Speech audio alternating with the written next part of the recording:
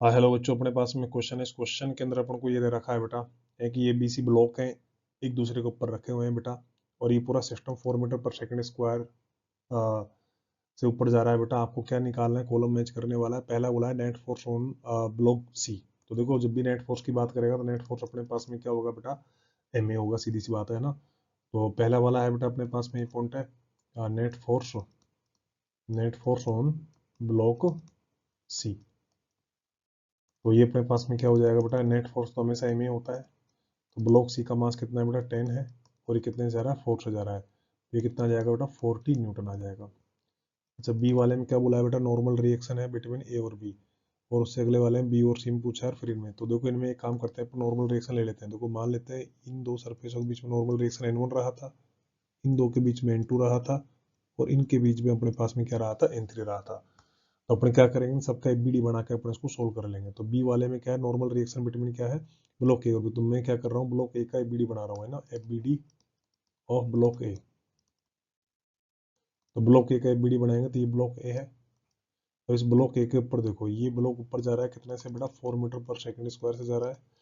इसके ऊपर देखो, जो कॉन्टेक्ट फोर्स है ये बी वाला लगाएगा, जिसको अपन ने N1 बोला है।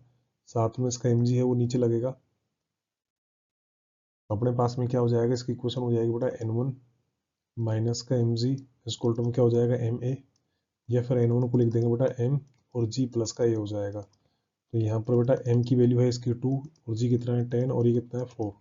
तो ये अपने पास में कितना हो जाएगा 14, तो ये कितना हो जाएगा 28 न्यूटन। तो ये कितना हो जाएगा बेटा 28 न्यूटन आ जाएगा, इसका आंसर हो जाएगा। ठीक है। ऐसे सी की बात करेंगे, सी में क्या है अपने पास, normal reaction between block B and C. तो बी और सी है, तो उनके बीच अपन ने क्या लिया, N2 लिया है। तो अपन किसी भी एक ब्लॉक का डायग्राम बना लेंगे। तो देखो, मैंने जैसे ब्लॉक बी का बनाया, एफ बी डी और ब्लॉक बी। तो ब्लॉक बी का एफ बी डी बनाएंगे अपने पास। तो देखो, अपने पास ब्लॉक बी है, तो इसके ऊपर अपने पास ये देखो, इसका mg तो नीचे लगेगा, इसके ऊपर जो नीचे है वो N2 लगेगा, और ऊपर वाला ब्लॉक की वजह से N1 लगेगा। पूरा सिस्टम बेटा ए से जा रहा है ऊपर। तो अपन इसकी इक्वेशन क्या लिखने वाले हैं बेटा, देखो ये लिखेंगे N2 माइनस का N1 माइनस का mg है, इसको टर्म क्या होगा, ma हो जाएगा। तो N2 की वैल्यू अपने पास में कितनी हो जाएगी बेटा, N1 प्लस mg प्लस का a हो जाएगा। तो यहाँ से बेटा अपने पास में देखो N2 है, तो N2 अपने पास में कितना हो जाएगा, N1 कितना निकाला था अपने बेटा 28 है, प्लस में M कितना है, ब्लॉक जो अपने किसका बना है, बी का। तो बी का जो मास है वो है 3, सी 10 है, प्लस का 4 है। तो ये अपने पास में N2 की वैल्यू कितनी आ जाएगी, 28 प्लस का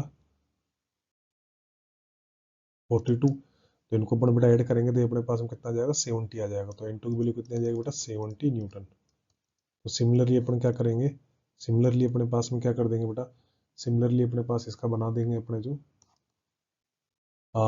फिर इसका पूछा है अपन से, normal reaction between the block C and floor. तो नॉर्मल जो ब्लॉक सी है, तो जो अपने पास ब्लॉक सी है उसका अपन एबीडी बना देंगे। सिमिलर तरीके से अपन उसको कैलकुलेट कर लेंगे, तो अपने पास अपना उसका भी आंसर अपन निकाल लेंगे। Thank you.